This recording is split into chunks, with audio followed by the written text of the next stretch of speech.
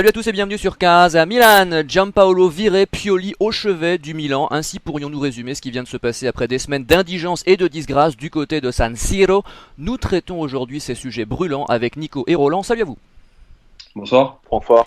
Messieurs, nous l'attendions, alors pour ma part dès l'été dernier quand il a viré Cutrone, mais nous savions depuis plusieurs semaines que Giampaolo était sur la sellette, il s'en est allé, nous ne le pleurerons pas. Reste à savoir si Pioli sera capable de transfigurer des joueurs pour la plupart inaptes au football de haut niveau, ça c'est mon avis.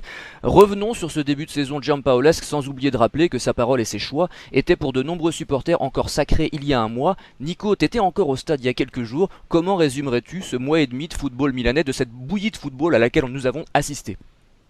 Quand on a fait l'émission annuelle d'avant-saison, j'avais annoncé que je ne voyais pas Giampaolo réussir. Après, à ce niveau-là, je t'avoue que j'y avais quand même pas pensé. Je pensais pas que ce serait le pire entraîneur quand même de l'histoire du Milan AC.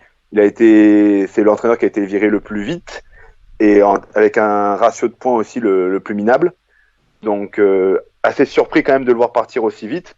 Après, bon, t'as tout dit, une bouillie de football. Il est venu, soi-disant, il a été pris, c'était le premier choix. Maldini et Boban n'avaient que ce nom-là quand ils en ont parlé, comme si on arrachait un futur grand que toute l'Europe s'arrachait.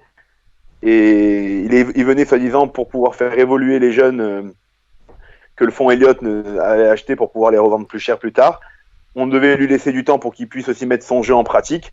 Dès le premier match et la première déconvenue à Udine, il est sorti de son 4-2, c'était un 4-2-3-1 si je dis pas de bêtises, non, de son 4-4-2, excusez-moi.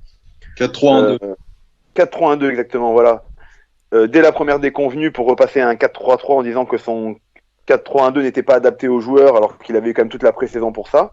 Donc il a renié tout de suite ses principes et le jeu, on ne l'a jamais vu. Il est tout de suite devenu très frileux, il inspirait, excusez-moi le terme, mais il sentait la chiasse quand tu le regardais quand même sur le banc de touche. Nico, glamour ce soir. Mais il faut dire quand même ce qu'il en est. Et aujourd'hui, donc, il est parti. Et franchement, l'état dans lequel il est, et je tiens quand même à dire, si aujourd'hui le Milan en est où il en est aujourd'hui, c'est pas la faute de Giampaolo. C'est quand même la faute de plusieurs années de mauvaise gestion. Et surtout, c'est la faute, pour moi, aujourd'hui, en premier lieu, c'est l'erreur d'un duo en premier lieu, Maldini-Boban. Oui, certainement, il ne faut pas les exonérer, bien entendu. Maldini d'ailleurs qui, n'a pas mis les actes en accord avec les paroles, puisque ce qu'il disait avant d'arriver au Milan est très différent de ce qu'il a fait une fois qu'il était au Milan. Ça me fait penser à ces politiciens, vous savez, qui promettent plein de choses, puis qui font l'inverse une fois arrivés au pouvoir. Roland, on nous avait vendu le nouveau Saki. J'imagine que t'es tombé des nues. Bah écoute, c'est vrai que je suis assez, surpris, non pas vraiment, déçu non plus, mais ouais, c'est un mélange de sentiments à l'égard de ce Milan de Giampaolo, parce que sans forcément y croire en début de saison, je me disais pourquoi pas après tout. J'avais regardé un peu ce qu'il avait fait par le passé, j'avais regardé quelques matchs de ses anciennes équipes. Et je me disais, bon, effectivement, il y a une certaine idée, il y a quelque chose qui se dégage, ça ressemble un peu à du football, je me disais, pourquoi pas. Mais bon, il faut bien reconnaître que ça n'a pas été le cas. Après, est-ce qu'on peut juger sur 6-7 matchs? Est-ce qu'on n'aurait pas dû attendre plus longtemps? Mais est-ce que le Milan avait le temps d'attendre plus longtemps? Voilà, c'est toutes les questions qui restent aujourd'hui. Et je pense qu'en fait, il s'est retrouvé dans un costume beaucoup trop grand pour lui. Et pour rejoindre un peu ce que disait Nico avant, c'est vrai que quand on le voyait au bord du terrain, on avait l'impression, je sais pas, sans vouloir être méchant par rapport à lui, hein, mais d'avoir un chien errant. Je croyais que t'allais parler des alcooliques anonymes, mais... Non, pas forcément, mais on avait l'impression qu'il ne savait pas trop ce qu'il faisait là. Et finalement, ça s'est ressenti dans le football, si on veut dire, du Milan. Donc, je suis assez partagé. Et puis, ce qui m'embête aussi un peu, c'est la gestion de ces derniers jours. Le club a laissé courir toutes sortes de rumeurs sans agir directement avec Giampaolo. À vrai dire, si on voulait changer, autant le licencier rapidement et après laisser la presse avoir libre cours sur toutes les rumeurs. Mais là, on a laissé les choses se faire alors qu'il était toujours en poste, alors qu'il sortait d'une victoire. Bon, je suis pas certain de la grande classe et du style de ce licenciement. Mais voilà, c'est un bilan très triste, puisqu'on a parlé aussi du changement de module à répétition. Presque à chaque match, on avait un module différent. On a eu presque un 11 différent à chaque rencontre, ce qu'on reprochait déjà à Montella par le passé. Donc difficile de trouver une équipe type déjà, alors qu'il y avait encore des nouveaux joueurs, alors qu'il y avait un chantier qui était encore plus important dans la mesure où on changeait de système de jeu. Voilà, ça donne vraiment l'impression d'un certain amateurisme, et les événements des derniers jours, des dernières heures. Enfin, moi je suis abasourdi par tant d'amateurisme. Et d'ailleurs, en parlant de ça, en ce moment, c'est la pause pour les équipes nationales. J'ai vu passer une séquence du sélectionneur de l'Algérie, donc l'équipe de Benasser, Oui, je vois. qui disait qu'il avait discuté avec des joueurs, et notamment avec un joueur d'un des grands clubs de son effectif. Donc c'est vrai qu'en équipe d'Algérie, il n'y en a pas beaucoup qui jouent dans ce qu'on pourrait appeler des grands clubs. Et il semblerait que ça parlait plutôt du Milan et des entraînements au Milan. Et le sélectionneur d'Algérie, dont le nom m'échappe, disait que son joueur en question disait voilà, les entraînements dans ce soi-disant grand club, c'était de l'amateurisme le plus complet. Alors il semblerait que ça se rapporte à ce qui se passait au Milan. Donc voilà, ça rajoute d'autant plus à tous les reproches que l'on fait au Milan depuis des années, que ce soit sur l'aspect sportif, l'aspect financier, l'aspect Coupe d'Europe. Voilà, on creuse encore plus le trou dans lequel on est depuis plusieurs années maintenant. Ouais, on a lu la même info. Alors c'est marrant que tu parles de Montella parce qu'on a souvent fustigé le sourire de Montella pendant quelques mois qui exaspérait plus d'un supporter milaniste. Et c'est vrai que Gianpaolo c'était le contraire. C'est-à-dire que là on a eu la tête de mort de Gianpaolo pendant des semaines et des semaines. Et puis je rebondis également sur la question de l'attente, parce que c'est vrai que c'est toujours intéressant d'attendre avec un entraîneur pour qu'il ait le temps d'installer ses idées, son module, etc. Mais tu as répondu toi-même finalement quand tu as dit qu'il a changé de module régulièrement, d'équipe type régulièrement, et Nico tout à l'heure il disait que dès le deuxième match il avait déjà renoncé à son système de prédilection. Donc attendre avec quelqu'un qui change tout le temps, c'est assez paradoxal et compliqué. Et enfin je rebondis sur un dernier point, après vous voulez réagir tous les deux, un dernier point important quand même, et je le dis souvent, c'est qu'on a trop de nouveaux joueurs chaque saison, et trop de nouveaux joueurs moyens pas meilleurs que les anciens. Ça c'est quand même regrettable, parce que moi je me demande toujours, est-ce qu'il vaudrait pas mieux acheter deux excellents joueurs de 50 millions, je pense à Sensi et Barella qui seraient peut-être pas venus, mais enfin on a peut-être les sous pour les acheter finalement, plutôt que 5 joueurs de 20 millions qui sont pas extraordinaires pour la plupart d'entre eux. Voilà. Roland, tu poursuis et puis ensuite Nico réagira. Oui, simplement en parlant à nouveau de Gianpaolo et de son air de Snoopy un peu. Il y a une séquence C'est pas trop pis. surréaliste. Oui, Droopy plutôt, pardon. Il y a eu une séquence surréaliste après le match contre le Genoa, je crois, où il est interviewé à Sky Sport dans l'après-match, et on lui demande, je crois, un journaliste lui demande, est-ce que ça n'a pas aidé à la réaction de l'équipe le fait que le Genoa, que le Genoa ait joué à 10, je crois. Et lui il répond, bah non, c'était nous qui étions à 10. Enfin, un truc complètement à côté de ses pompes. C'était une séquence vraiment surréaliste, et même les journalistes ne savaient pas quoi lui dire, quoi. Enfin, on avait l'impression qu'il n'avait pas suivi le match de son équipe. Et donc, effectivement, après, c'est compliqué de demander de l'attente pour un entraîneur qui change toutes les semaines. Mais est-ce qu'il était dans les bonnes dispositions en termes d'environnement pour pouvoir se permettre de poser ses idées pendant un certain temps avant de voir si ça fonctionnait ou pas? Voilà, c'est aussi mon opinion par rapport à ça. Ah, la pression des gros clubs, enfin des gros clubs. Je sais pas si on peut encore Évidemment. parler de gros clubs. Nico, vas-y.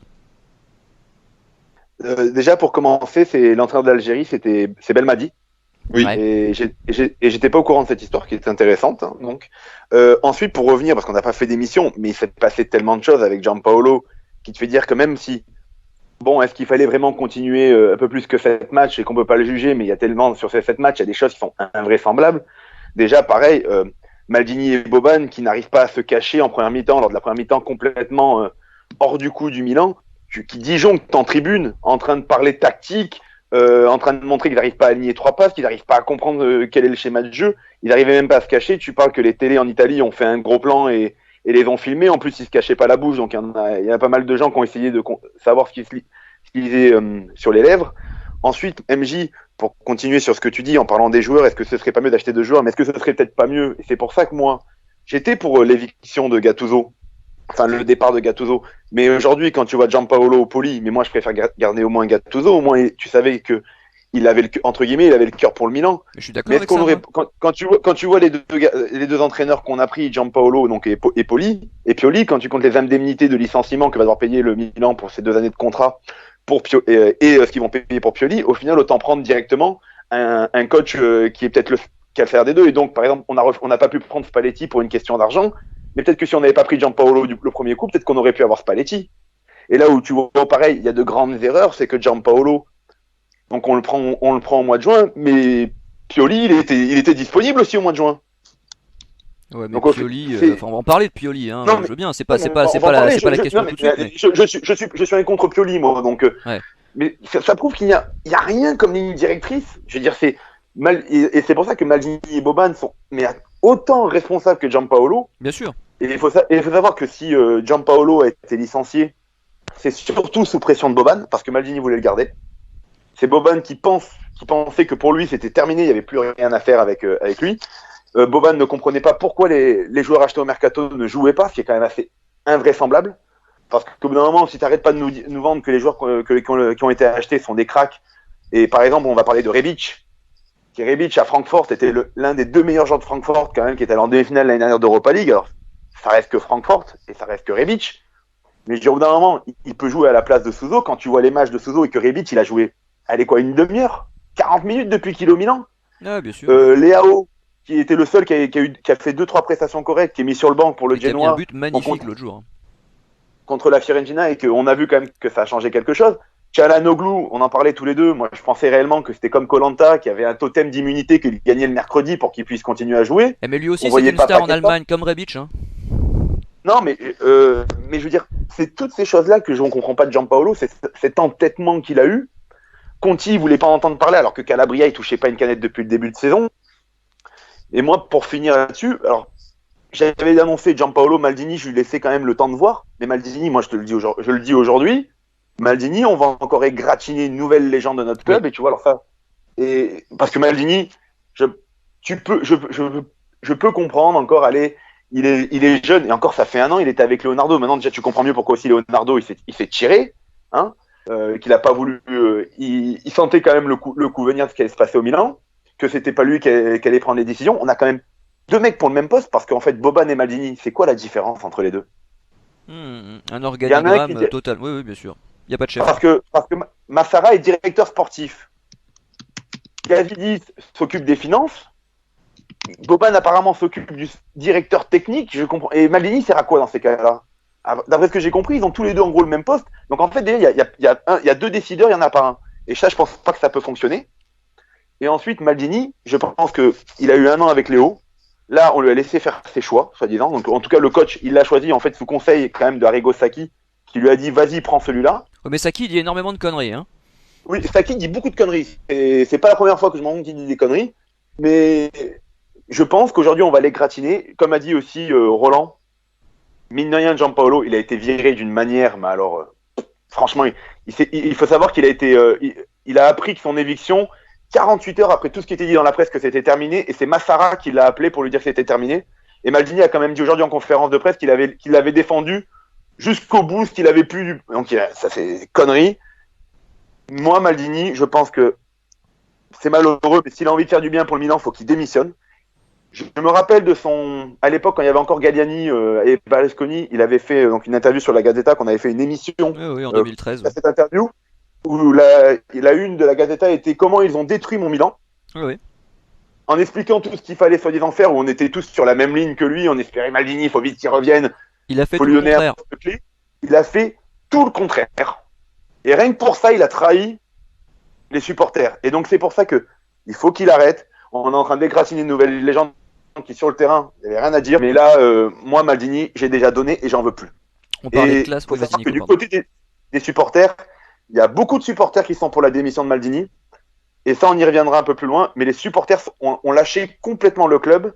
Et avec l'arrivée de Pioli, ça ne va rien arranger. Je pense qu'il va y avoir une saison qui va être très très compliquée avec les supporters. Et je pense que là, les supporters ne vont pas lâcher, sans dire qu'il y aura des débordements. Et je pense qu'il va y avoir une... Parce que à Gênes, ça a été, dans les tribunes, ça a été violent en parole. Et Maldini, et tout le monde l'a entendu. Souzo a demandé des excuses par Instagram après le match. Des joueurs ont fait des messages sur Instagram pour s'excuser auprès des supporters et des prestations qui avaient eu lieu. Boban est allé voir les joueurs sur le terrain à la fin du match pour leur demander d'aller quand même saluer les supporters qui les ont insultés, mais après la victoire contre Gênes. Ils demandaient même eux, ils s'excusaient de leurs prestations. Et les questions ont beaucoup tourné aujourd'hui lors de la conférence de presse, parce qu'ils sont tous passés, que ce soit Massara, Gazidis, Boban, Pioli, Maldini, où les questions sur les supporters sont venues, qu'il y a un très gros mécontentement. Et là, pour Lecce, les supporters ont appelé un stade vide. Oui, on rappelle d'ailleurs qu'il y a eu un penalty arrêté lors du dernier match et lors de l'avant-dernier match, donc l'addition aurait pu être plus salée. Ouais. On n'était pas censé gagner à Gênes, quoi, c'est ça que je veux dire. C'est-à-dire qu'heureusement que notre gardien remplaçant nous a sauvés. Roland, j'imagine que tu as énormément de choses à dire en réaction à ce que vient de dire Nico, mais c'est vrai qu'il faudra à un moment donné qu'on pose la question, certes, de l'organigramme, c'est posé, c'est très juste et on a raison de le faire, mais la question peut-être aussi du niveau des joueurs, hein, parce qu'à un moment donné, les entraîneurs se succèdent, mais on n'arrive à rien, quel que soit l'entraîneur. Donc il y a peut-être un petit problème sur le terrain aussi, non ? Ah mais ça, moi je suis d'accord. J'avais déjà abordé, je crois, lors des dernières émissions bilan ou de pré-saison en tout cas. On se retrouve avec un effectif pléthorique, avec des joueurs qu'il faudrait virer, qu'on n'arrive pas à virer parce que en fait, on veut les vendre trop cher par rapport à leur niveau réel. Mais en même temps, il faut qu'on les vende à un certain prix pour pas avoir trop de soucis du point de vue du fair play financier. Et les joueurs au Milan se sont habitués à gagner plus qu'ailleurs. Et en même temps, moi, je serai à leur place. J'ai mon gros salaire au Milan, même si je joue pas, même si je suis pas dans les hautes sphères du championnat. Je pense que ça me dérangerait pas particulièrement. Et c'est quelque chose qui date depuis 10 ans. 10 ans au bas mot. Et je te rejoins sur ce que tu disais tout à l'heure par rapport au recrutement. On a pris l'habitude de faire un recrutement, en termes de quantité, plus en quantité qu'en qualité. Ah ouais. Et ça fait plusieurs saisons que ça dure. Ouais, c'est 6-7 nouveaux joueurs par an. Hein. Ah oui, mais tout à fait. Et après, faut quand même bien se rendre compte que avant l'arrivée des Chinois, on partait de très très très très très très bas en termes de niveau de l'effectif. Et le choix a été fait de payer partout, d'en acheter beaucoup, d'en prendre beaucoup, d'en recruter beaucoup à chaque été, chaque session de mercato. Et globalement, toute proportion gardée, je trouve quand même que l'effectif d'une saison à l'autre ces derniers temps gagne tout de même un peu en qualité. Enfin, toute proportion gardée, bien sûr. Hein. Faut bien se rendre compte. Sur le terrain, c'est ça qui est regrettable quand même. C'est bien ça le souci. Mais après, moi, il y a des choses. Il y a typiquement, moi, le recrutement de Théo Hernandez, je pouvais comprendre en termes de profil pour le jeu voulu par Gianpaolo, mais on se retrouve à payer 20 millions pour un mec qui était un rebut du Real. Et surtout qui sortait d'une saison particulièrement médiocre à la Real Sociedad. Alors je dis pas que le Milan maintenant c'est Manchester City ou un club qui joue le très haut de tableau, mais il y a des joueurs comme ça. Je parle de lui, mais je pourrais en dire d'autres. On met des sommes comme ça, 20 millions. Bon, à l'heure actuelle, qu'est-ce que c'est pour un joueur? Ça reste, je pense, quand même important. Et après, on se retrouve là à dire ouais, mais on n'y arrive pas. On a mis 18 millions sur Laxal, qui est parti en prêt au Torino, ou au Torino, pour suivre un peu quand même l'actualité de ce club, il se fait quand même régulièrement insulter par rapport à ses prestations sur le terrain. Voilà. Il est souvent remplaçant. Et en plus, il est souvent remplaçant. Et quand il rentre, à chaque fois, c'est un massacre. Enfin, on l'a très bien vu l'an passé. Donc, c'est un ensemble de choses. Et effectivement, l'organigramme est devenu incompréhensible parce que je vois pas, comme disait Nico juste avant, la différence entre Maldini et Boban. Je ne sais toujours pas qui est ce Massara. En toute honnêteté, je ne sais pas à quoi il sert. On ne le voit jamais. Lui aussi, en termes de prestance et d'air un peu abattu, on a tiré un gros lot. Il a quand même proposé, lui, il défendait la candidature de Rudy Garcia. Bon, voilà le genre, mais lui, par exemple, je ne sais toujours pas à quoi il sert. Je ne dis pas qu'il faut qu'on ait un directeur sportif médiatique qui soit partout, qui remue, qui soit interviewé toutes les semaines dans tous les journaux. Mais depuis le début depuis sa nomination cet été, on ne l'a jamais vu. À chaque fois qu'on parlait d'un transfert, c'était Maldini ou Boban, voire même les deux, mais c'était jamais Massara, qui était là que pour les conférences de presse. Et on est donc dans ce marasme avec une direction sportive, avec Maldini dont on ne sait pas trop est-ce qu'il a le niveau, enfin avec Boban qui lui venait de la FIFA, de l'UEFA, je ne sais plus, qui avait quand même un certain relationnel avec les instances. Et finalement, bah voilà, moi je suis déçu de semaine en semaine par rapport à ce qu'on voit. Et effectivement, Maldini, enfin, que j'ai en très très très très haute estime, comme l'ensemble d'entre nous, je pense. Comme joueur, oui, bah oui. Ben je commence à me poser des questions et pas que joueur, parce qu'il avait quand même une certaine vision. On parlait de 2013. Boban avait partagé d'ailleurs entièrement les propos de Maldini en 2013. Et je me disais, mais comment une personne une personne aussi intelligente, entre guillemets, par rapport à la situation du Milan, mais qu'est-ce qu'elle ferait du bien à ce club? Et finalement, bah ouais, on se pose la question, quoi. Et c'est interminable. Et en fait, on tourne en rond, on tourne en rond, on tourne en rond. Et autant tous les ans, j'ai quand même une certaine petite flamme d'espoir qui m'anime pour la saison qui arrive. Mais là, les événements des derniers jours, je me dis, mais c'est même pas qu'on rentre dans le rang. Ça fait des années qu'on est rentré dans le rang. Mais on s'enfonce dans un marasme qui va durer des années, et sans vouloir faire offense aux supporters de différents clubs. Mais pour moi, le Milan, ça va devenir à terme un Saint-Étienne, Ouais. ou un Torino typiquement, et j'en parle pas en mal puisque je suis ce club avec intérêt, par tradition familiale, si on peut dire. Mais voilà, c'est un club un club qui aura une bonne image, un club sympa qu'on aimera voir en Serie A, dont on aimera parler du passé, de ses légendes, de ses grandes heures du football qu'il a pu faire, mais qui voilà se battra pour la 10e place, et à tout hasard de temps en temps pour une place dans la 3e Coupe d'Europe qui va être créée en 2021, je crois. Et je pense que, en toute honnêteté, je pense que c'est la destinée du Milan. Bah écoutez, c'est pas très réjouissant tout ça. Alors on va parler de Pioli, mais d'abord Nico, je crois, avait un point supplémentaire. Vas-y Nico. Je voulais juste rajouter un truc, mais que Roland a dit, parce que j'ai pas parlé de Boban. Mais c'est vrai que Boban, à l'époque, quand il prenait des prises de parole sur les plateaux de télé en Italie, il massacrait souvent le Milan, la gestion de Galliani, en disant pareil, les mêmes discours que Maldini. Au final, lui, il fait exactement aussi la même chose, il fait le contraire de ce qu'il disait. Et la dernière fois, alors à l'époque, j'attendais que ça, que Galliani parte, j'en pouvais plus. Mais aujourd'hui, au final, il arrive à nous faire regretter Galliani quand même. Beaucoup de supporters sont en train de se rendre compte qu'au final, Galliani, il a été tellement critiqué, mais aujourd'hui, on en vient à s'excuser, comme on va devoir s'excuser auprès de Gattuso pour certains, comment on l'a traité sur la fin, car au final, il méritait de rester. Voilà. Oui, alors un petit point aussi, on parlait du manque de classe en ce qui concerne l'exclusion, enfin, le limogeage de Giampaolo. On va rappeler quand même comment Ambrosini, joueur, est parti du Milan. Hein, la conférence de presse tout seul, etc. Nico, je sais pas si tu te souviens, on avait fait une émission là-dessus. C'était juste C'est pour montrer, minable. ça fait des années et des années que le Milan ne respecte plus ses hommes forts. Hein.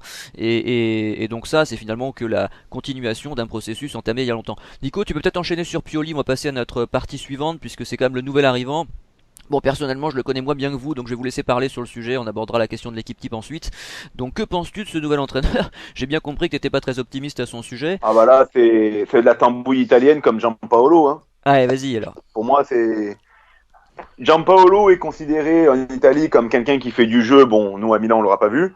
Et Pioli est considéré comme il fait partie de la tradition des entraîneurs qui avant tout c'est le résultat. Bon, ben pour ça, même si Gattuso, voilà, tout à l'heure je disais ça, Gattuso, c'était surtout, moi je trouve qu'il n'y avait pas grand chose tactiquement avec Gattuso. C'était surtout se battre, mettre du cœur. Et ben Pioli, voilà, on va réutiliser le terme, je disais un peu l'année dernière, c'est on va mettre les couilles devant. hein, et essayer de prendre des résultats. Je pense qu'il fera mieux parce qu'il va il va remettre les bases qu'il y a en Italie. Ça veut dire peut-être une grosse défense, hein. Et après, vu qu'il y a un petit peu de qualité quand même devant, je pense que ça fera la différence quand même face à pas mal d'équipes en Italie. Mais je pense qu'on va encore pas se régaler, hein. On va certainement remonter gentiment dans la première partie. Moi, j'ai du mal. Je nous vois entre la 7e et la 10e place, comme j'ai dit depuis le début. Maintenant, voilà. Ah oui, on va pas oublier que c'est un gars qui est interiste depuis ses premiers jours. Ça, c'est quelque chose qui est incroyable quand tu sais que Maldini, pareil, a dit que ce n'était pas un second choix, parce qu'en Italie, c'est venu, est-ce que c'est votre second choix parce que Spalletti était soi-disant le premier? Mais non, Pioli, apparemment, pour Maldini, était un premier choix. Faut savoir que donc Spalletti, c'était quasiment fait. En fait, ça s'est pas fait parce que l'Inter n'a pas voulu doit encore des années de contrat à Spalletti, donc c'est de trouver un arrangement.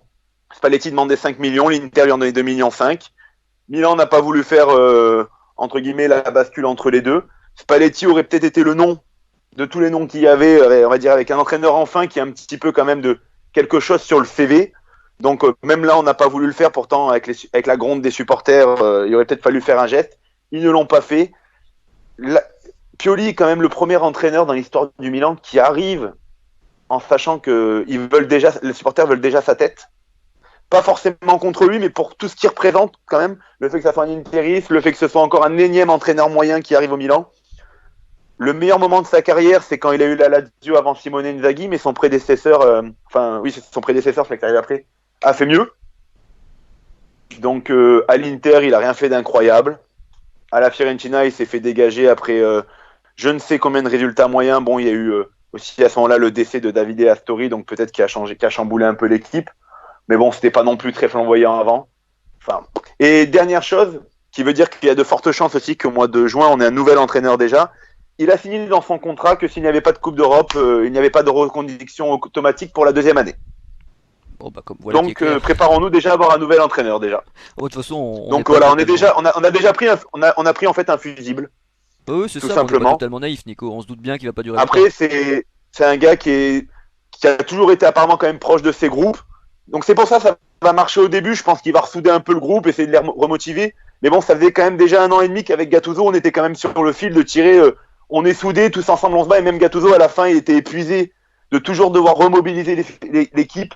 Et je pense que de toute façon, d'un moment, tu peux pas non plus toujours jouer avec allez, on y va, on met le pied. D'un moment, il faut un minimum de jeu. Bon. Après, déjà, lui, il va enlever Çalhanoğlu quand même de son effectif. Il voudrait mettre Paqueta titulaire, un Leao devant. Donc, on verra. Après, il faut savoir que Biglia, c'était son joueur fétiche quand il était à la Lazio. Donc, il y a de fortes chances que ce soit Biglia qui retrouve une place de titulaire à la place de Benacer. Oui, donc Benacer, après, on verra pas beaucoup.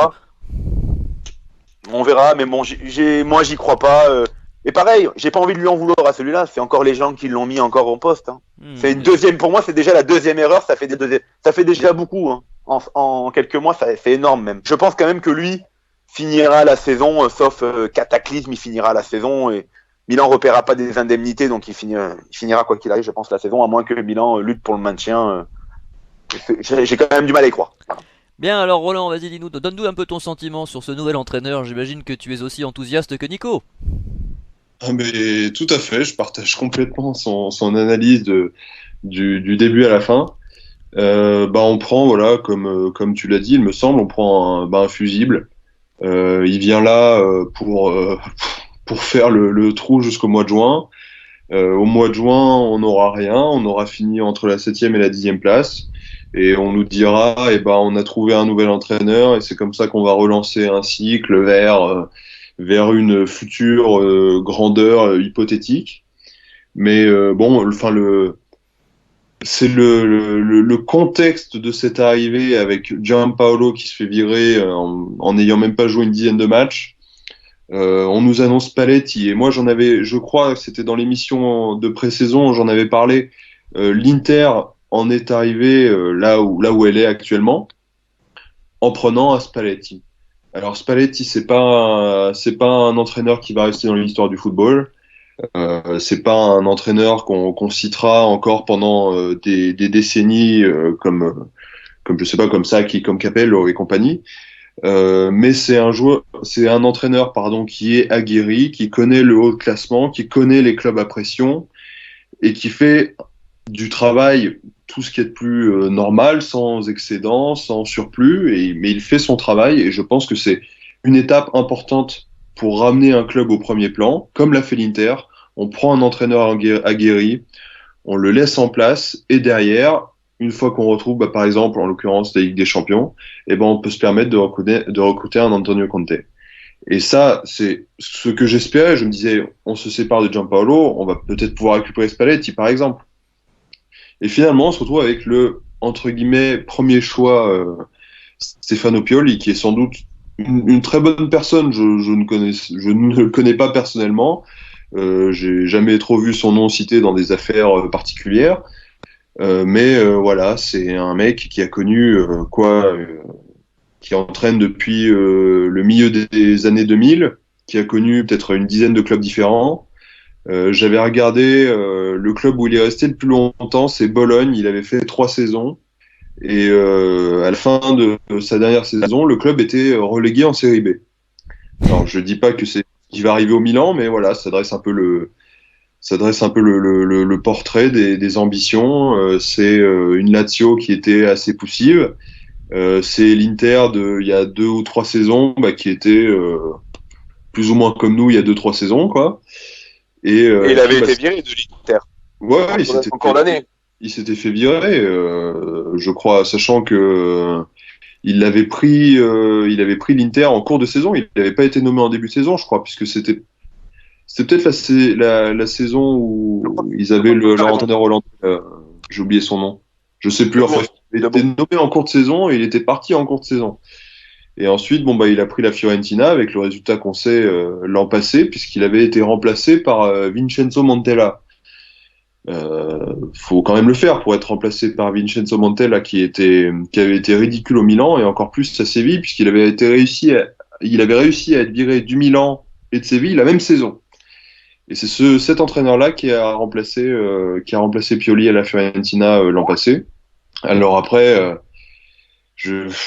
Pioli, j'en sais rien. Je crois que c'est un entraîneur assez conservateur, comme disait Nico dans ses préceptes de jeu, qui doit revenir au fameux 4-3-3 qui n'amène rien depuis 4-5 saisons au Milan. Donc écoutez, on va voir. On va voir ce que ça va donner. De toute façon, en juin l'année prochaine, il sera plus là et puis il va signer, je ne sais pas, Brescia, Empoli, j'en sais rien. J'en attends. Ouais, je pense. Mais il va se faire une petite ligne sympa sur son CV. On va dire il a entraîné l'AC Milan. Ouais, mais peut-être le pire Milan de l'histoire du club. J'ai très peu d'attentes à son égard. Voilà, je sais pas trop à quoi m'attendre. Bon, tant qu'il tous ces soupirs qui témoignent d'un engouement, tu sais, d'une envie, d'une appétence. Ça va peut-être polluer un peu le son sur l'enregistrement, mais c'est vrai que j'ai du mal à être enthousiaste. Alors peut-être que c'est parce que c'est la fin de journée, je ne sais pas. Ah bah non, mais c'est surtout l'habitude avec le Milan. C'était une lassitude qui s'était installée depuis tellement longtemps. On nous demande pourquoi vous faites pas d'émissions chaque semaine comme avant. Tout simplement parce que les matchs se suivent et se ressemblent et qu'on a tout dit. Donc on fera les spéciales et puis s'il y a un gros match intéressant, on le fera. Mais franchement, vu ce qu'on regarde, honnêtement, en parler, c'est difficile. Après, tout à l'heure, j'ai vu une petite chose qui m'a arraché un sourire, si l'on peut dire. C'est que j'ai vu que Caldara était retourné à l'entraînement. Oui, ça fait plaisir ça. Et comme le fait de revoir Bonaventura sur le terrain, c'est sympa aussi. Et ça, oui, voilà, il y a des petits plaisirs comme ça, on se dit, finalement, tout n'est pas catastrophique. On va parler des joueurs justement, on va parler de l'équipe type que pourrait nous dessiner Pioli. Nico, que va-t-il faire d'après toi? On parlait d'un 4-3-3, le fameux 4-3-3 qui n'apporte rien. Y crois-tu? Puis surtout avec quel joueur? Donc quelle serait d'après toi l'équipe type de Pioli? Alors, moi je vais te dire ce que j'ai lu, parce que j'en sais rien, j'en sais pas trop grand-chose. Déjà, apparemment, il a dû faire des promesses de faire jouer au moins déjà les nouveaux joueurs parce que c'était ce qui a agacé Boban. Apparemment, Pioli, c'est 4-3-3 ou 4-2-3-1. Donc, dans ce cas-là, s'il jouerait en 4-2-3-1, il jouerait donc avec Kessié et donc Biglia ou Benacer à côté de lui. Et donc, ça permettrait à Rebic de jouer. Il voit dans Souzo, pareil, la star montante, l'étoile à venir. Ça, il l'a dit en conférence de presse. J'abuse quand je dis la star montante ou l'étoile, mais il en voit comme le joueur phare de l'attaque du Milan. L'étoile qui brille 3 fois par an? Ouais, voilà, donc va falloir compter encore sur Souzo tous les week-ends. Voilà, je pense qu'il n'y aura pas de nouveauté. Donc, franchement, les joueurs qu'il va mettre, oui, je pense que je pense que réellement pour Chalan, j'espère au moins que Chalanoglu, ça signera le glas. Voilà, si ça peut faire quelque chose de bien, qu'on arrête avec lui. Souzo, bon, j'y crois pas, vu ce qu'il a dit, mais je pense que Paqueta va mettre Chalanoglu sur le banc, c'est peut-être qu'on va y gagner. Voilà, Chalanoglu va enfin partir dans la peau d'un remplaçant. Après, dans l'idée, il a la même idée de la défense avec Hernandez à gauche en titulaire. Enfin, il va faire jouer les mecs qui ont été achetés, quoi. Je pense qu'on va peut-être voir un peu plus aussi Rebic dans ces cas-là, dans son 4-2-3-1. Il y aurait plus de place pour Rebic pour être peut-être derrière sur un côté. Voilà. Et puis Léao risque quand même d'être titulaire aussi en pointe. Après, je sais pas, là, c'est la saison qui va dire, mais parce que qui est capable de dire qui est-ce qu'entre Bonaventura, Léao qu'on a vu, Souzo qui apparemment a une place de titulaire indiscutable, Paqueta, tout dépend comment on va jouer, et même comment il s'appelle, donc Rebic qui va avoir un peu de place, et Piątek si demain il se remet à marcher, parce que Piątek s'il marche pas il marque pas pendant 2 matchs, je pense que réellement il va aller faire un tour sur le banc, et si Léao marque, ça peut être terrible pour lui. Mais si Piątek contre les Lecce il joue, parce qu'il a dit qu'il comptait sur Piątek, il te remet un doublé, eh ben tu vas être obligé de remettre Piątek sur le terrain, et il y a quand même beaucoup de monde pour peu de place, en sachant qu'on joue qu'une compétition. Donc voilà, on va voir. Moi, je t'avoue que désolé pour ta question, mais enlever Chalanoglu, c'est la seule truc qui m'intéresse. Après, on va enlever Kessié, ce serait sympa aussi, mais comme il n'y a pas d'autres milieux défensifs, ça va être difficile. Il le voit dans ses titulaires. Hein. Bah oui, dans les deux compos de la Gazzetta, il était coché. Et Biglia, bon déjà qu'avec Gianpaolo était bien revenu. Enfin, il était déjà revenu sur le terrain, je veux dire par là. Biglia, c'était l'homme fort de Pioli, c'était lui qui avait demandé à le faire venir à l'époque, donc il y a quand même un truc entre les deux. Je pense que Biglia a encore une bonne carte à jouer s'il a envie d'être titulaire, et Bennacer aussi, le match contre la Fio, même si bon, on peut pas juger aussi sur un match, avait tellement été désastreux que bon, il va falloir aussi qu'il aille regagner sa place. Hein. Moi, j'espère quand même qu'on verra Bonaventura plus souvent parce qu'il a joué 25 minutes avant d'être titulaire l'autre jour, 25 minutes en un an quand même, hein, avant sa titularisation. Et j'ai trouvé sur le match qu'il a joué, alors évidemment il n'est pas dans le rythme, c'est clair, mais il a réussi à trouver quelques décalages, à faire quelques dribbles et même quelques passes dangereuses dans la surface que certains d'autres joueurs dans l'équipe ne savent pas faire si tu veux. Donc avec le temps, ça peut peut-être revenir de façon très intéressante et j'espère qu'on finira par le revoir. Après, pour trancher le débat Léao-Piątek, le problème de Piątek, c'est qu'il dépend des autres. Léao beaucoup moins, mais le problème de Léao, c'est qu'il n'est pas très efficace devant le but. C'est connu, on l'a vu à Lille. Il a marqué un superbe but l'autre jour. C'est encourageant et il mérite évidemment de jouer, parce qu'après un but comme ça, vu la vitesse qu'il apporte, les appels en profondeur, etc., ce qui nous manque, hein, on manque de percussion dans cette équipe. Donc c'est vrai qu'un type comme ça, qui est capable de partir de loin, de dribbler, c'est évidemment extrêmement précieux. Après, faut pas non plus s'enflammer après quelques minutes.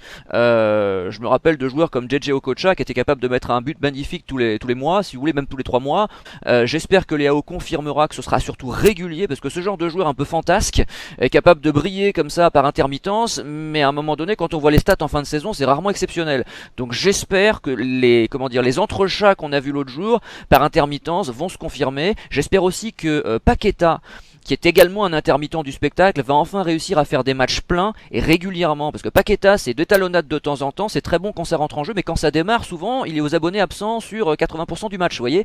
Donc ça, je l'oublie pas, et ça fait partie des joueurs dont j'attends beaucoup, et dont le club a besoin d'attendre beaucoup, parce que pour servir Piątek, il faut bien que les milieux de terrain fassent leur boulot et c'est ce qui fait défaut au Milan. C'est pour ça que je parlais de recruter plutôt 2 mecs de 50 millions plutôt que 5 de 20 millions. J'aurais préféré qu'on recrute 2 milieux de talent, 2 milieux techniques, 2 milieux percutants, 2 milieux capables de porter le danger dans le camp adverse et surtout de servir l'attaquant. Parce que Piątek n'a pas marqué, il a marqué un penalty je crois depuis le début de saison, mais à part contre le Torino où il a vendangé je crois, il n'a pas eu énormément d'occasions de mémoire. Hein. Donc c'est pas forcément facile d'être attaquant en Milan AC, ça fait des années qu'on le dit, quel que soit le joueur.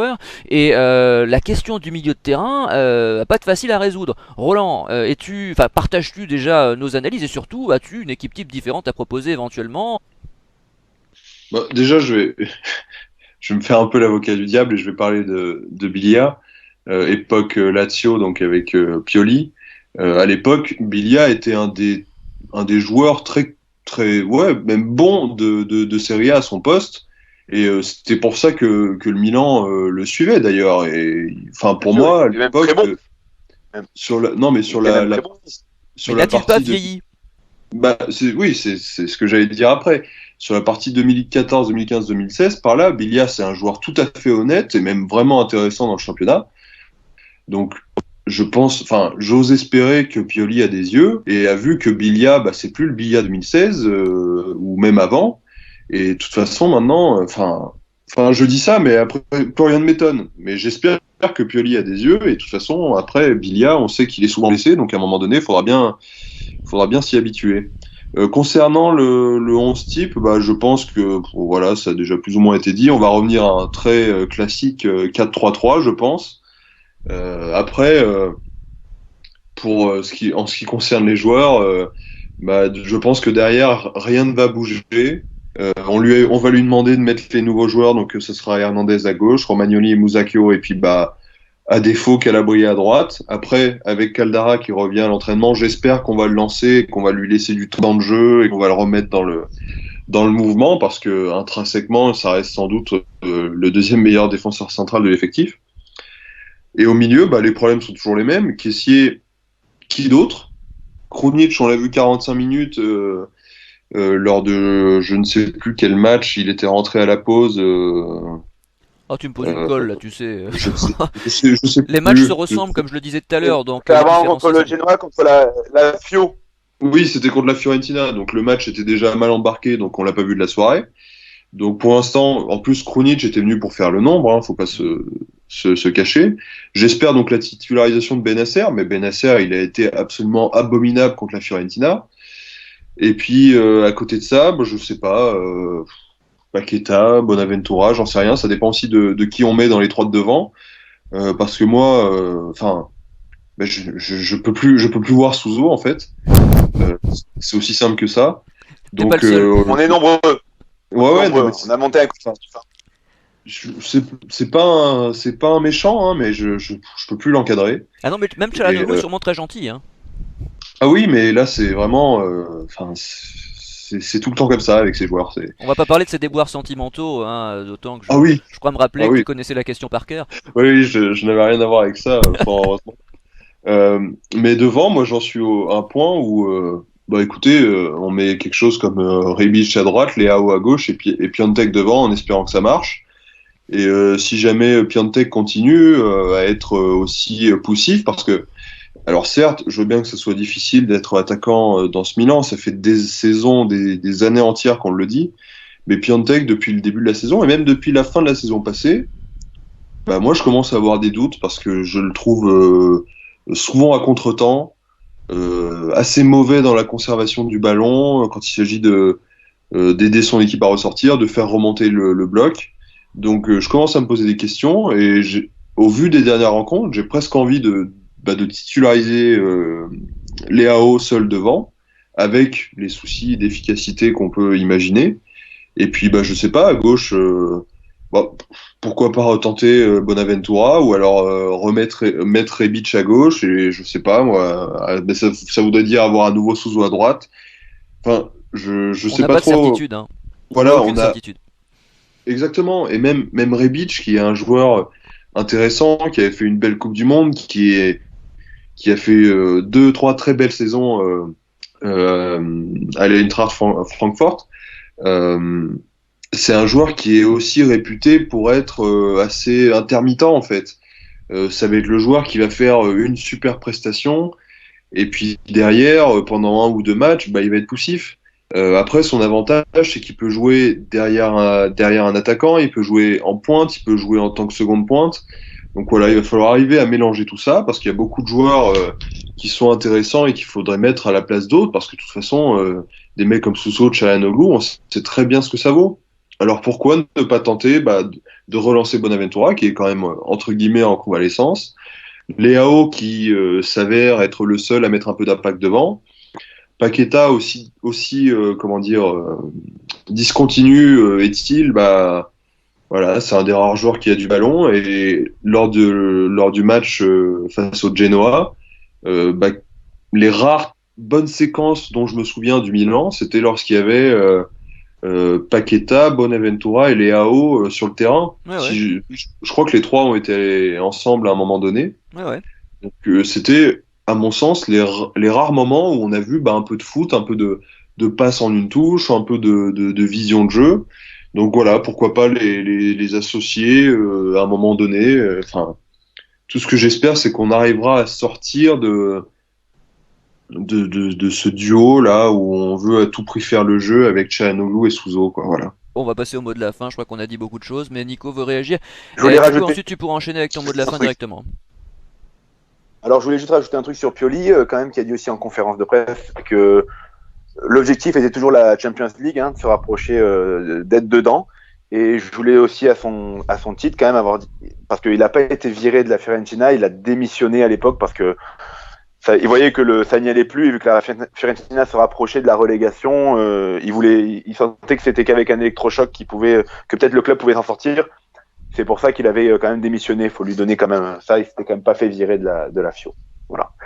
Pour ce qui est du mot de la fin, je vais finir sur, parce qu'on a parlé donc de Massara, de Maldini, Boban, Giampaolo, donc Pioli, Scaroni, le président. Bon, lui, il est là pour faire la photo. Il sert strictement à rien en attendant que le club soit vendu. Voilà, il est là pour la photo. Et il s'occupe du stade. Ouais, il s'occupe du stade, il s'occupe du stade, mais je pense qu'il fait l'administratif et il a fait les papiers, il va à l'imprimante, je pense, et il fait les photocopies. C'est lui qui sélectionne le goût des sandwichs? Peut-être, je sais pas, mais en tout cas, bon, lui encore, on lui en veut pas. Il est quand même président, mais surtout, Gazidis, que bon, on n'entend pas parler, à la base, il est là, lui, pour remettre le Milan à flot financièrement, faire ce qu'il a fait avec Arsenal, en gros, une machine à faire du pognon. Il est en train de se rendre compte que l'Angleterre et l'Italie, c'est pas la même chose actuellement. Mais il a eu des propos en conférence de presse où limite j'avais l'impression qu'il fallait sortir le mouchoir et lui dire merci, quoi. Il a quand même dit aujourd'hui, parce qu'il était à cette conférence de presse pour la présentation de Pioli, que sans le fonds Elliott, le Milan était tellement criblé de dettes qu'il il aurait fait banqueroute, il serait allé en Série D. Donc en gros il fallait dire merci aujourd'hui de pouvoir ne serait-ce qu'être en Série A quand on lui a parlé en gros de la grogne des supporters. Mais au bout d'un moment, il faut arrêter. Le Milan, pour moi, il serait jamais allé en Série D. Oui, il y avait des dettes. Qu'on me fasse pas croire qu'un club comme le Milan n'aurait pas été racheté par quelqu'un. Ah bah déjà celui qui a racheté la Fiorentina. Mais bien sûr, il aurait été, mais peut-être pas par la Fiorentina, peut-être pas lui, peut-être un autre, mais certainement que le fonds Elliott à qui ça appartenait, il aurait fait quoi? Ils auraient bradé tous les joueurs pour récupérer un petit peu d'argent, comme à Parme ils ont fait, ils ont bradé tous leurs joueurs et ils auraient bien trouvé quelque chose parce que mine de rien, le Milan ça reste une marque dans le monde. Donc on aurait eu quelqu'un, donc déjà c'est des conneries ce qu'il raconte, parce que les clubs qui ont coulé en Série D ou en Série C, faut voir les noms, c'est Palerme, c'est Parme, et ça a été des années et des années et des années avec des mêmes présidents, et c'est pas les mêmes sommes que ça rapporte, c'est pas le même nombre de personnes qui va au stade, donc j'ai du mal à croire que le Milan aurait pu couler en Série D, et derrière, je veux dire, ils respectent pas les supporters quand il se passe ça. Pour Gênes, les supporters ont eu un chant qui était, en gros ce qu'on raconte, c'est des dizaines et des dizaines d'entraîneurs depuis je ne sais combien de temps, des joueurs en veux-tu, en voilà, qui n'ont pas le niveau, qui ne sont pas dignes de porter ce maillot. C'est le seul chant qu'ils ont chanté pendant une demi-heure, après c'était avec des insultes. Différents projets avec de nouveaux dirigeants à chaque fois, qui ont à chaque fois échoué ou failli très rapidement. Aujourd'hui, on demande du respect pour le maillot, pour les supporters qui depuis des années ne disent rien, parce que la dernière grosse contestation, elle date quand même de l'époque Galliani-Berlusconi, quand Berlusconi avait dit qu'il ne voulait plus mettre un sou, en gros. Quand il y avait eu un moment ce truc, en gros, mettez 1 euro pour sauver le mi-temps, faire 1 euro avec cette tribune vide. C'était à Cagliari, j'y étais. Faire 1 euro pour essayer de sauver le Milan. J'ai dit, non, faut respecter les supporters. Et les supporters ont dit maintenant c'est stop. Ils veulent que le club, comme les joueurs, démontrent qu'en gros ils sont dignes du support que les supporters les supportent, tout simplement, qu'ils fassent entre guillemets dans le boulot de supporter. Je pense que la Courva, même si des fois il y a eu plein de choses à redire sur ce coup-là, va être suivi énormément par beaucoup de tifosi, parce que en fait le mécontentement, il est tout le monde de la part des supporters. Ça y est, on est arrivé en fait au ras-le-bol, vraiment on est arrivé au maximum. C'est pour ça que je pense que ça va très mal se passer. Et je trouve que ce mec-là, il a pas respecté, parce que lui, il a strictement rien à foutre. Et comme il a un salaire, il est là pour il fait son boulot, qui fait de faire monter les finances du club. Quand Elliott, dans 2 ans ou 3 ans environ, c'est ce qui est prévu, aura vendu le club, lui il se cassera avec eux et il ira faire un nouveau boulot pour essayer de sauver encore un autre club en perdition. Mais lui, il pète pas un plomb devant sa télé, avoir envie de jeter tout ce qu'il a quand il voit cette bouille de football. Il dépense pas son pognon pour aller au stade, il fait pas tous ses kilomètres. Donc à un moment, faut respecter les supporters. Comme on dit, les supporters pareil dans ce champ, dirigeants comme joueurs depuis un certain temps, ils ont tous rien à foutre du maillot. Et au final, il restera que les supporters, quoi qu'il arrive, après tout ce qui se passe. On appréciera ce cri du cœur. Et même Et même s'il fallait aller en série D, parce que si ça évident, il y a beaucoup de supporters qu'il faut savoir qui ne sont pas contre ce qui aurait pu se passer, de dire ça aurait peut-être fait du bien dans ces cas-là de dire on y va et au moins on purge. Parce que là, tu enlèves toutes les planches pourries, tu les enlèves, tu repars avec 11 Italiens MJ. Ah bah je les aurais supportés moi. Et là, tu fais jouer tous les gars, parce que là, c'est les gars de la région que tu prends. Hein. Ah tu bah prends évidemment. Les meilleurs. Et on serait monté assez quoi. rapidement. Mais bien sûr, on serait remonté gentiment et on aurait pu faire, entre guillemets, un petit tri. Malheureusement, voilà, on l'a pas fait. Bon, c'est quand même pas trop mal d'être resté en série, mais il faut pas croire que les supporters disent quelle chance que le fonds Elliott soit venu. On a évité, ça disant, la banqueroute. La preuve, Milan va pas en Europa League. Qu'est-ce qu'on en a tous à foutre? Nico, rien du ce tout, sont hein. des propos politiques. Bon, on sait bien que ça veut rien dire ces discours-là. Bien sûr. Voilà, mais ça m'a gonflé quand j'ai lu ça aujourd'hui. Voilà.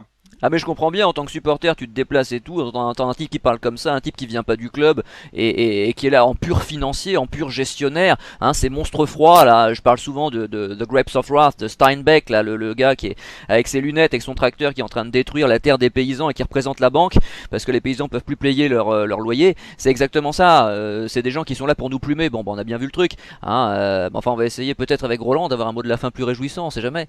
Si tu voulais avoir quelque chose de plus réjouissant, je pense qu'on peut arrêter là. Hein. Non mais c'est bon, je plaisantais, vas-y Roland, donne ton sentiment. Je voulais justement, moi, parler des supporters de manière générale et notamment un peu des gens comme Nico, parce que il y a des gens qui dépensent des fortunes tous les ans pour aller au Milan, pour suivre le Milan, prendre l'abonnement télé, aller s'acheter un maillot, s'acheter une écharpe, prendre quelque chose, faire les déplacements les week-ends, que ça soit à domicile et à l'extérieur. Il m'est arrivé de le faire, j'aimerais bien le faire plus souvent. Et qu'est-ce que ça nous rapporte à nous supporters quand on fait ça? Ça nous rapporte absolument rien. Il y a quelques temps, ça nous rapportait un peu de, je sais pas, un peu de réconfort. Voilà, on se disait même si on avait des emmerdes, je ne sais pas, au boulot avec sa copine ou j'en sais rien, quand on voyait le Milan gagner, quand on voyait des joueurs faire honneur au maillot, on se disait ah ouais quand même, il nous reste ça, quoi. Il y a ce petit plaisir de voir son équipe gagner son match du dimanche 15h. Et en fait, tout ça, ça s'envole. Voilà. Les joueurs passent depuis des saisons. Depuis des saisons, on a des effectifs complets qui sont chamboulés tous les ans. On a des dirigeants qui changent depuis 3 ans, ça change tous les ans. On a la seule chose qui reste là-dedans, c'est les couleurs. C'est le maillot, c'est les couleurs. Et comment dire, on est entre guillemets, parce que bien sûr, je veux pas nous inventer un rôle. Nous, supporters, on est les seuls garants de tout ça. Et même s'il y a toujours des dissensions à l'intérieur des tifoseries, évidemment, entre ceux qui apprécient un Kevin Prince Boateng, ceux qui préfèrent retenir des mecs comme Ambrosini par exemple, à la fin, je crois que c'est la première fois que je vois tout ce petit monde aussi uni et aussi désespéré par ce qui se passe avec ce club. Et effectivement, moi j'en viens à... je me dis parfois un peu comme Nico, finalement, est-ce qu'il faudrait pas mieux repartir de tout en bas? Parce que c'est là qu'on verra le football dans ce qu'il a de beau en fait, oui, les dans le terrain du coin de la rue. Le sponsor maillot, c'est le bar PMU de la rue d'à côté. Enfin, je grossis le trait évidemment. Mais c'est là-dedans qu'on se retrouve oui, non, mais tous Roland, effectivement, tu as raison, parce que mais cela dit, le Milan qu'on a aimé, celui de Berlusconi, première période, c'était un Milan qui savait à la fois évolué dans un football dit moderne à l'époque, c'est-à-dire un football d'argent, parce que Berlusconi était une puissance d'argent à lui tout seul, on va pas se voiler la face, mais qui préservait une forme d'identité et qui nous permettait de nous identifier aux joueurs et aux clubs. Et c'est vrai que là, ce que tu dis, c'est très juste quand tu dis, quand on a des tracas dans sa vie quotidienne, etc., le foot peut remonter un peu le moral. C'est le fameux panem et circenses des Romains, hein, c'est-à-dire que celui qui n'a pas forcément toujours le pain, peut avoir les jeux. À l'époque, ils avaient le pain et des jeux. Le type qui n'avait pas forcément le pain, qui suivait le Milan, pouvait avoir le jeu, c'est-à-dire la distraction, le divertissement qui lui permettait de se sentir peut-être un petit peu mieux, qui lui ravivait un petit peu la flamme. Le problème, c'est que là, on a plus le jeu. Voilà. Et donc, c'est ça qui est triste, qui est malheureux, et ça fait depuis 2007 qu'on n'a pas gagné Ligue des Champions. Il y a eu le titre d'Allegri, mais sinon c'est le désert. C'est le désert et on va de déconfiture en déconfiture. Donc je comprends le sentiment général et je comprends également cette volonté de revenir aux fondamentaux. Après de là à descendre en série D, peut-être pas, mais faire une espèce de purge, ce serait intéressant. Moi j'étais prêt à tout redémarrer à zéro. Je parlais régulièrement du long terme et de le fameux Milan jeune et italien que nous promettait Berlusconi, qui n'aurait pas forcément gagné tout de suite, mais qui peut-être sur le long terme aurait pu mais comme d'ailleurs le Milan de Baresi, Maldini, Costa Curta, tous ces mecs formés au club, auquel on a greffé ensuite des stars étrangères, mais je veux dire, il y avait cette idée de formation, cette idée de long terme, cette idée d'installation, d'un projet, etc. Et ça, on l'a perdu depuis longtemps, malheureusement. Mais oui, non, mais bien sûr. Après, je me vois pas la face. Moi, j'ai commencé à suivre le Milan. Ça va bientôt faire 20 ans. C'était au début des années 2000, avant avant la Ligue des Champions 2003. Et bien sûr que c'est un Milan qui a été construit avec l'argent, parce qu'on va pas nous faire croire que Berlusconi c'était le petit proprio de club du coin qui faisait un peu avec ses moyens et qui sortait des champions un peu de nulle part. C'est pas ce que je suis en train de dire. Mais on avait encore une certaine constance dans les hommes qui incarnaient ce qu'était le Milan à ce moment-là. Et c'était des repères que l'on voyait entre guillemets comme des phares dans le lointain, quoi. Et maintenant, la seule chose qui reste de tout ça, c'est le maillot. C'est le maillot, c'est l'écusson, et non pas comme j'entends souvent maintenant quand on parle de l'écusson d'un club, on dit le logo. Non, le logo c'est une marque, tout ce qui est de plus basique, de marque de vêtements, de supermarché, j'en sais rien. L'écusson avec tout ce que ça signifie. Pourquoi on a des rayures sur notre écusson? Pourquoi c'est marqué 1899 sur l'écusson? Pourquoi le Milan c'est Milan et pas Milan, ou pourquoi il y a une croix de Saint-Georges sur l'écusson. Et en fait, j'ai l'impression qu'on arrive au bout peut-être de la vie de ce club. Alors peut-être que j'en fais trop, j'en sais rien.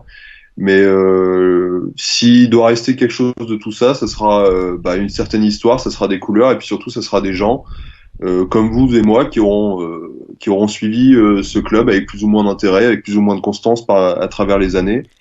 Et moi j'ai beaucoup de respect pour tous ces gens-là, parce que rien n'oblige le club à nous offrir du bonheur entre guillemets. C'est quelque chose de très unilatéral de suivre un club de foot. Mais nous, au moins, on aura eu la constance de nos idées et d'être là pour ce club. Et malheureusement, tout ceci est en train de disparaître, je pense, avec les déboires récents. Allez Nico, vas-y, un dernier point.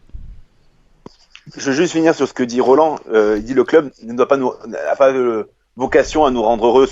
On n'a pas besoin de ça dans notre vie pour être heureux. Heureusement. Le foot, ça reste.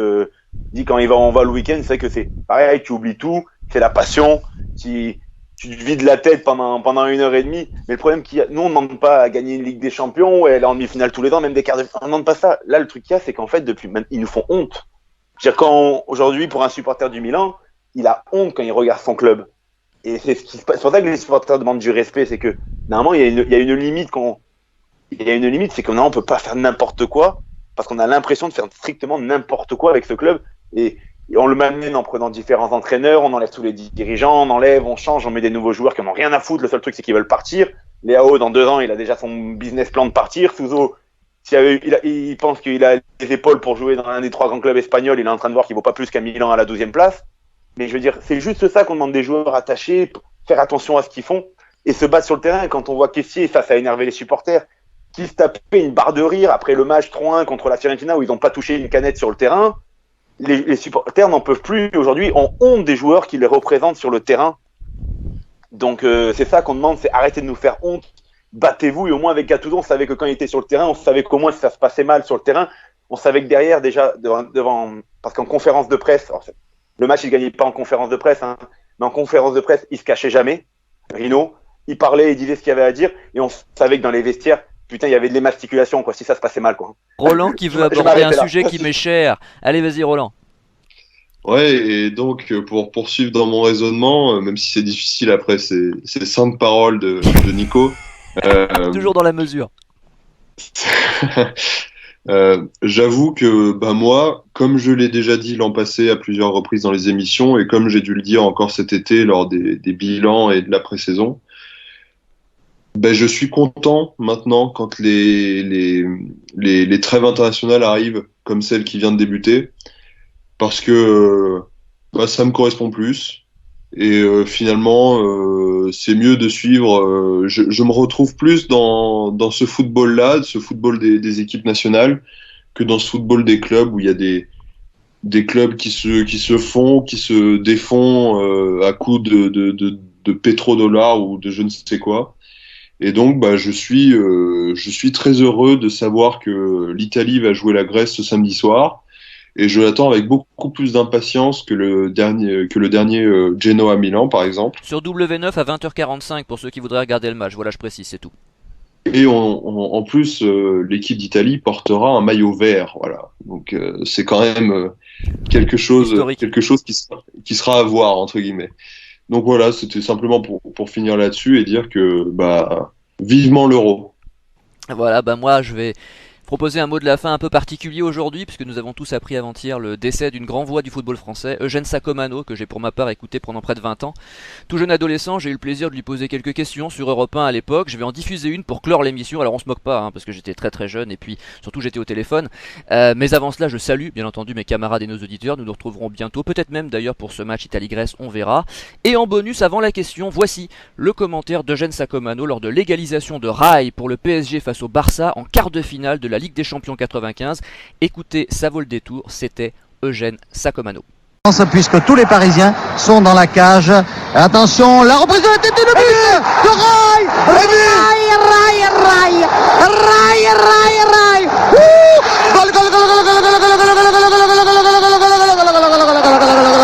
Gol de Rai